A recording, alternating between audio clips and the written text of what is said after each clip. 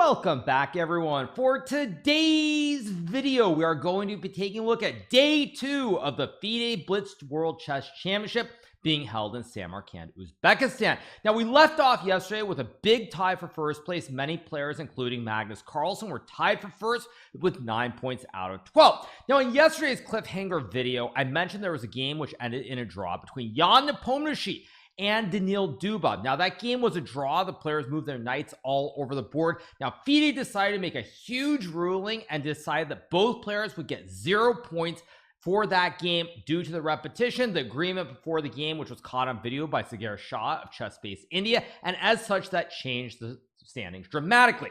Nonetheless, we had Magnus Carlsen tied with MVL, Nihar Sarin, and a few other players, and let's dive right into the action.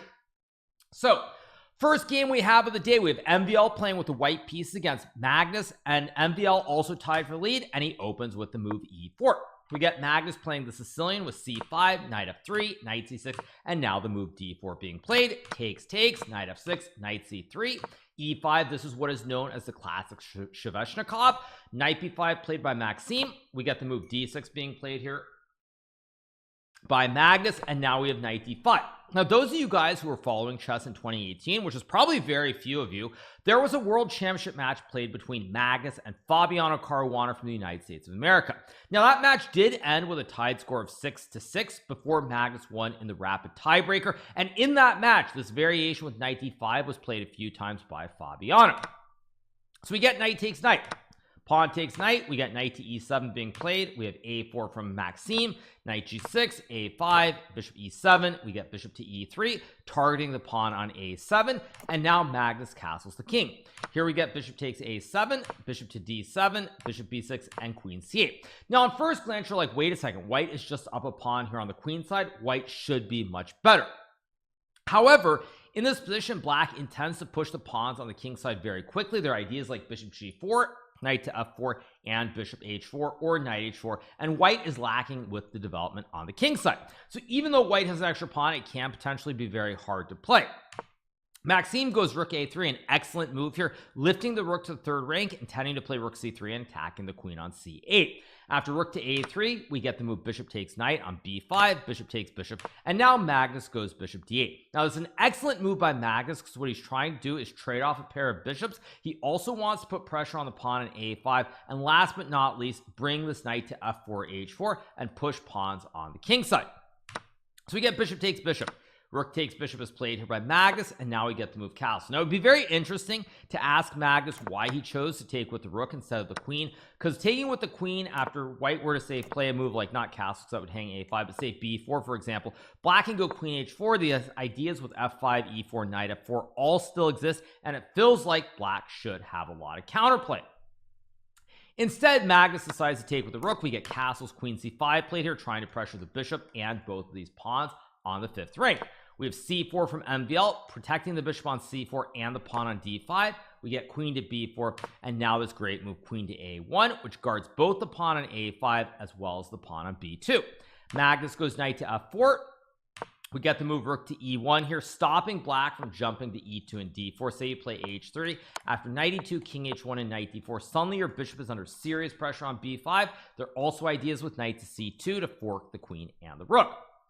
So we have rook to e1, which stops knight to e2. We get queen to d2 for Magnus. King to f1 played here by MVL. A very, very good move. Very difficult to play, but nonetheless, it is the best move.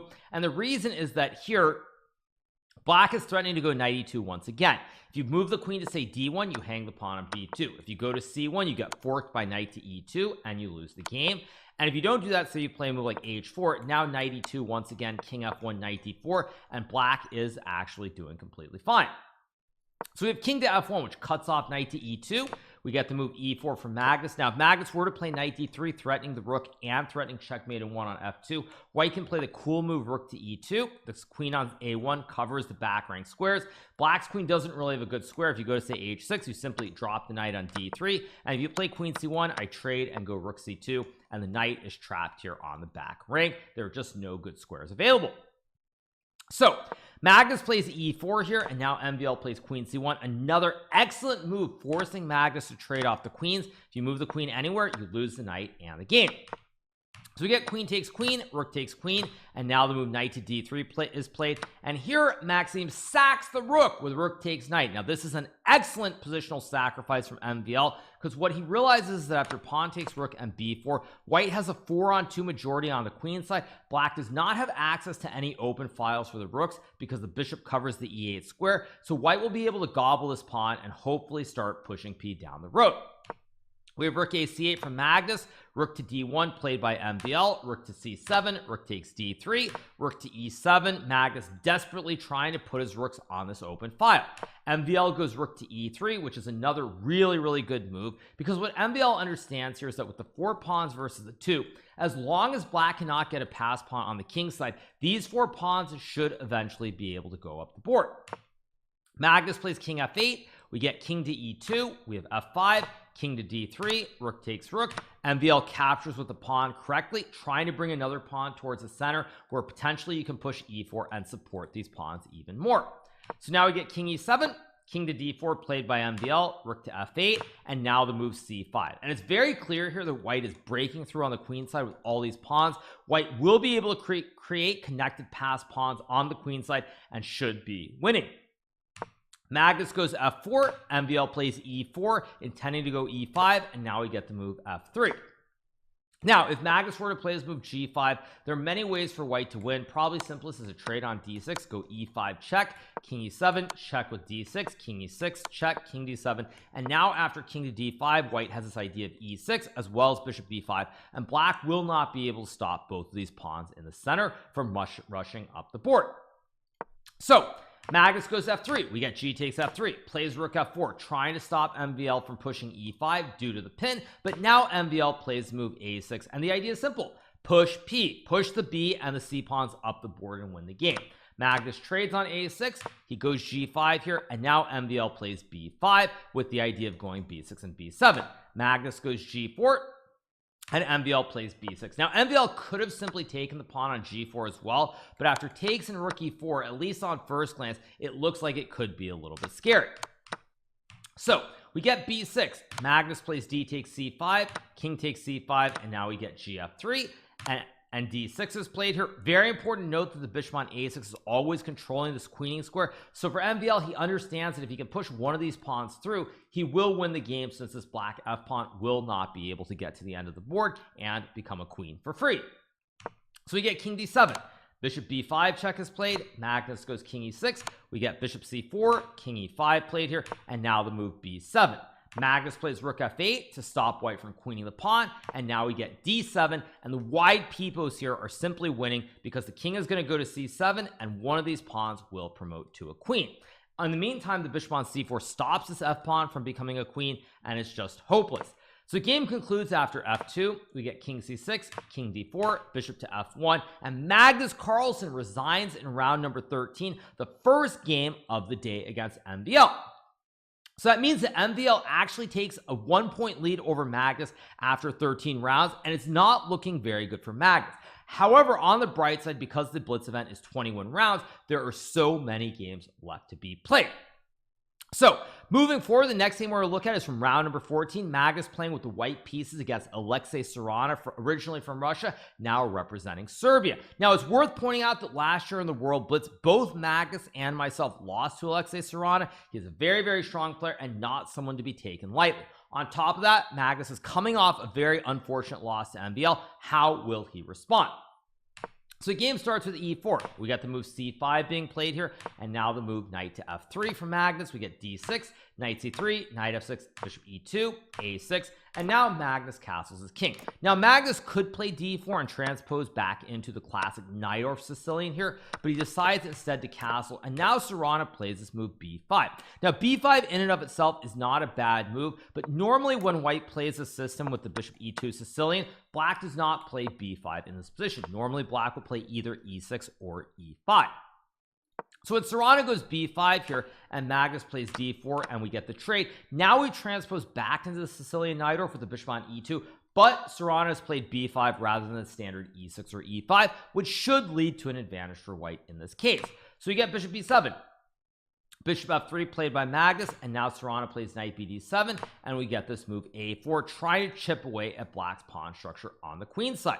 So what's going on here is black has to make a decision with pawn on b5. Do you play b4 or do you take? Now in a classical game, I do think Serrano might be able to calculate that after b4, knight d5 here, you can simply play this move e5, attacking the knight on d4, and after say knight f6, it would appear on first glance that black should be okay. But in a blitz game here, it's very difficult, because after b4, knight d5, e5 is played, for example, you have to worry about something like knight to f5 here. Maybe white can even go like knight b3. Maybe there's even something like bishop g5. It's very, very difficult to understand what's going on, and you have to make a decision pretty quickly. Do you spend a lot of time trying to calculate, and in the case that you're wrong, basically end up with 50 seconds less, or do you simply play something different? Now in this case, Serrano decides to take the pawn on a4 instead, and this is the start of the game going in the wrong direction. We now get rook takes a4, and Serrano plays e6, trying to go for bishop e7 and finishing his development. Unfortunately, now Magnus has a very powerful move, rook to b4, pressuring the bishop on b7, and with ideas like e5 opening up the long scope for the white square bishop, it's looking very, very dire. So Serrano goes knight c5, and now Magnus sacks the rook. Rook takes bishop, we get knight takes rook, and now e5, opening up the long scope. White is targeting both of the knights. Now again, this is not winning immediately, but Magnus, after a loss, and generally with his great intuition, he understands that black is lacking in development. You have 1, 2, 3, 4 pieces, 5 pieces I should say, on their starting squares, and so he understands the advantage of development will play a critical role. We get d takes e5, pawn takes pawn. Magnus plays bishop c6, checking the king. We get knight to d7, and now this move knight takes e6 is played here. Another excellent move from Magnus, temporarily sacrificing a knight, but after pawn takes knight, he plays the move queen to h5, and now you'll notice that black's king is under pressure. If black plays this move g6, white can play queen takes pawn, knight is pinned here, and now you have the classic right triangle threat towards the pawn on e6, the rook on h8, and black is completely lost here. If you move the rook, I take the pawn after queen e7. Many ways to win, but even just queen takes rook is good enough, because now white is up 2 pawns and black is way behind in development.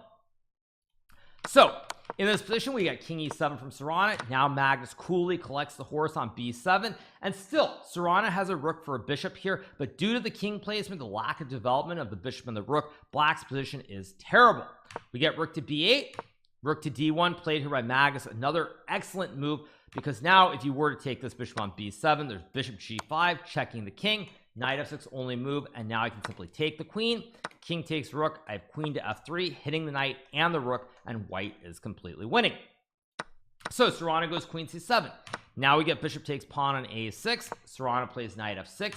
We have this move queen e2 played, and even if queen e2 is not the absolute best move here, what you'll notice is that black is really behind in development. So we have king f7 played here, and this is actually why the computer doesn't love it, because now black intends to move the bishop, bring the rooks to the center of the board, and say, hey, now my rooks are very active, where's your play? So Magnus goes knight to e4. We get knight takes knight, not bishop to e7, because now there's knight g5, forking the king and the pawn. You move the king, I take the pawn, and after say queen c6, bishop c4, suddenly they're massive threats on the diagonal, and white should be completely winning. So we get knight takes knight. Queen takes knight is played here by Magnus. We get bishop to e7. Now we have bishop to d3. Another very nice move, retreating the bishop and always spying the pawn on h7 on this long diagonal. Rook b4 played here. We get queen to f3, bishop to f6. Now we have c3, rook to a4, and Magnus goes bishop c2. We have rook to a1, and now he goes g3. While Magnus has not played this super precisely, it's worth pointing out that he's up on the clock, and most importantly, his very safe king here on g2. Black's pawns in the center, very, very passive, and white can always move the bishops. Even if black gets exactly what he wants, something like this, for example, you get an endgame like this, white is still quite a bit better because you have 2 connected pass pawns going up the board. You have the double wooden shield in the middle as well, and for that reason, white still possesses great winning chances, and black, if anything, suffers to make a draw. So after g3, we get the move rook to d8 being played by Serrano. Magnus goes rook e1, h6, king g2, and now he goes queen d7, and Magnus plays h4, a move that's intended to stop bishop g5, maybe push h5, but mainly just take space. So we have king e7, bishop to e4, and now Serrano plays the move queen b5, and here Magnus goes g4. Now g4 looks like a very, very risky move here from Magnus, but on the other hand, he's just intending to start pushing the pawns up the board, and after black takes on h4, he can now play this move bishop g5, creating the fossil, checking the king, and winning the rook on a1. Serrano takes, we get rook takes e1, and now we have the move rook d2, which is a huge mistake. Now what Serrano had to play here was this move queen b6 to stop rook to a7 check, all the while intending to play rook f8 and put maximum pressure on this pawn on f2. Now after queen e2, rook f8, and rook f1, computer thinks that black's not completely lost, but nonetheless in a practical situation here where black's king is weak, white has two connected pawns, and white's king is very safe after f3, I don't think any human could save the game. So when Serrano plays rook d2, this loses because now after rook to a7 check, if you move the king to say e8, I go check, king d8 and rook a8, creating the classic ladder checkmate. And if you play this move king to d8 right away, there are many ways to win, but probably simplest is a check, black blocks, and now you go rook a8 check, winning the queen on e8. So in this position, Serrano plays rook d7, but now after Magnus spots this move bishop c6, forking the queen and the rook here, Serrano resigns the game because he will lose either this queen or the rook after e4, queen e4, for example. White is winning. I guess actually e4, there's even the simpler takes and checkmate in 2, but nonetheless, black is completely lost. Probably best is a take, queen for a rook, extra pawns on the queen side, easy win for Magnus Carlsen. So Magnus wins his 14th game, and this is the start of the big comeback. Magnus, after winning against Serrano, he would go on to win an additional 5 games in a row. Magnus would go on a massive 6-game winning streak, and the next game we're going to be taking a look at is this game that he plays against Yangyi. So Magnus plays e4. We get this move e5, knight to f3, knight to f6, and now we have the move knight takes e5. After d6, knight f3, knight takes e4, Magnus plays this move h3. Now one thing that I should point out that's really helpful for Magnus in some of these games is that he's playing against certain openings that he actually faced in the Chess Champions Tour in Toronto. Very specifically, I played the Petrov against him in an Armageddon game. I think Fabiano or maybe one other player also might have played it, and for that reason he has a lot of ideas that he's developed, or he's willing to play sort of pet lines, you could say, where he has easy play from the get-go and he doesn't get surprised. So we have h3, d5 played here by Yangyi, d3, now we get the move knight to d6, Magnus plays the move c4, and Yangyi goes bishop e7. Now one of the difficult things here, if you're surprised in the opening, especially with the black pieces here, is that for Yangyi he doesn't know what to do, because with the pawns on d3 and h3, this light square bishop is very passive. But after c4, do you take the pawn, do you leave it here, do you guard it? Like, you can play bishop e7 like in the game. You can also go c6 to try and guard. You can also take. A lot of options. If you're not sure what to do, you have to burn clock early, and it makes it very difficult later on. Now the correct move according to the computer is to trade and simply go bishop e6, but considering how passive the light square bishop was initially, it's very hard to play something like this, because after say b3 and let's just say knight c6, now white gets scope on the long diagonally potentially. Now keep in mind, obviously I'm giving a general theme in this specific example. It doesn't work, so queen f6, which is why the bar hates white's position, but nonetheless the general theme is that now the light square bishop becomes very active, and if you don't take, this bishop doesn't have the easy development to d3 to target the pawn on h7. So Yangyi goes bishop e7 after a long think. Magnus takes on d5. We get castles, knight c3, b5 played here, a3, stopping black from pushing pawn and harassing the knight on c3. We get bishop b7, and now Magnus plays another excellent move, which is d4, opening up the diagonal and pressuring the pawn on b5. If white were to play bishop e2, for example, after a5 here, castles on b4, now the knight is under pressure after takes, rook 8, bishop a8. If you move the knight to e4, black takes on d5, and now black has equalized the material and should be better. So we get d4 from Magnus, a6 played by Yangyi, guarding the pawn on b5. We have bishop to e2, and now the move knight d7 is played, intending to bring the knight to f6 or b6 and win the pawn on d5. Magnus goes knight e5. We get the move bishop to f6 being played here, and now knight to c6 is played. Yangyi trades the bishop for the knight.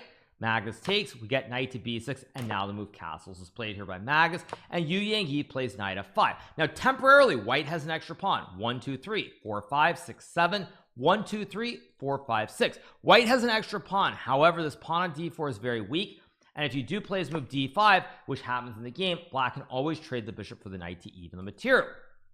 Now somewhere around here, maybe it was back here, Magnus uses a bunch of time. Maybe it's this move, after knight takes d5, where he plays bishop f3 after a very long think. One thing that I mentioned in some of my recent Chess Champions Tour videos that I did during the event in Toronto is that Magnus has this innate ability, knack if you want to call it, or intuitive sense, whatever it might be, where at critical moments he somehow knows when to use a lot of time. And this is the perfect example, because here computer says queen takes d5 is probably equal, but after knight takes d5 it's not obvious why white should be better, and Magnus spends 20 seconds here at the critical moment and he comes up with a very nice conceptual plan.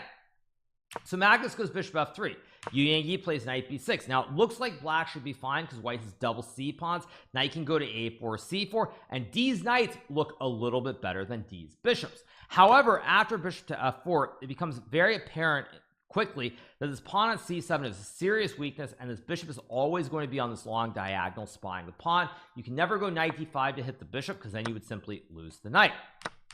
So even though it looks like the knights are better than the bishops, because the bishops guard the pawn on c6 and target the pawn on c7, white should always have an advantage. And more importantly, in an endgame where the players are getting low on time, white's moves are generally going to be reactions to whatever black does. White wants to target the pawn, maybe push c4, a4 down the road, but black has to be the one to come up with a plan, which means you spend more time and the likelihood of a blunder becomes a lot higher. So here Yangyi plays knight d6 after a bit of a think, and Magnus takes the knight on d6, and here Yangyi plays queen takes bishop. Now very hard to criticize Yangyi here for not taking with a pawn, because if you take with a pawn after c7 takes bishop a8, rook e1, white just has a rook for a knight and a pawn. There's an open e file. It looks absolutely horrible. But in this position, while white is much better, white is not winning immediately, or winning the game I should say, whereas after queen d6 this endgame is actually very close to loss. We get the trade. Magnus plays rook to d1, another good move. We have rook a d8, very logical move guarding the pawn, but this is the fatal blunder. What Yangyi probably had to play here was rook c8, and after white plays this move, rook takes d6, knight c4, rook d5, takes, bishop c6. White has an extra pawn on the queen side, but the game goes on, and in blitz you never know what will happen. Also worth pointing out that it would have been really interesting to see what would have happened after rook a c8, because the computer does say that this a4 move is actually very, very strong for white. Nonetheless, we get rook a d8 being played here. Magnus goes rook to d4, intending to potentially double stack the rooks on the d file. Yangyi goes d5, and Magnus plays a4 immediately. Now what's amazing about the next sequence of moves is Magnus plays all these moves pretty much in 1 second, and this shows that Magnus has such a great innate sense or feel for endgames to be able to play these moves without having to do any calculations. So we get a4, knight takes a4, c4 played immediately by Magnus. Now what white wants to do is, if black were to play a move like h6, you create the two connected pass pawns in the center and win the game. So black can't ignore it. But if black were to take with a b pawn, which is what he wants to do, you suddenly lose the knight on the edge of the board, and with it you lose the game. So Yangyi takes with the d pawn. Now that he has a chain of 3 and the knight is guarded, but after rook takes rook, c7, black is completely lost, because if Yangyi plays rook to c8 here, Magnus has rook to d1, threatening this move rook to d8. You take the pawn, classic ice skater checkmate, king has no squares, and if you don't take the pawn, you go like king f8, rook to d8, pawn supports the rook, move the king, take the rook, extra rook, easy, GG, why not? So after c7, Yangyi goes rook f8, but now Magnus has bishop b7, protecting the queenie square with the bishop, and black is almost certainly going to have to sacrifice the rook for the pawn. If black were to play knight b6 here, you can go rook takes a6, pressuring the knight. Let's just say knight c8, and you can take and go rook d6 once again with the exact same idea in mind to win the rook or get a new queen.